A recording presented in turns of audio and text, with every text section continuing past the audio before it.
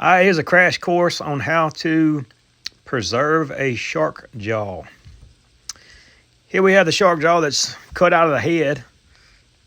I got some cutters right here to do the cutting with. We're going to cut all the meat that you can possibly get off with whatever kind of knife you like. Get all of the trimmings, the meat, the skin off as very best as you can. So you can see here, and there's all the stuff that came off of it. So it's a good bit. We're going to put it in a bath of peroxide. Completely cover the jaws. We're going to leave them in there for quite a while, probably a couple of days at least. It's going to look like that when it's done.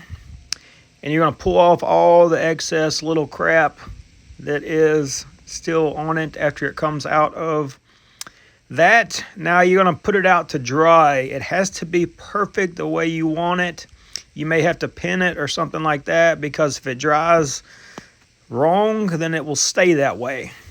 And when it gets done drying, it's going to look something like this. It should hold its own shape and everything. Just make sure you get it right when you put it out to dry. And there she is on the wall.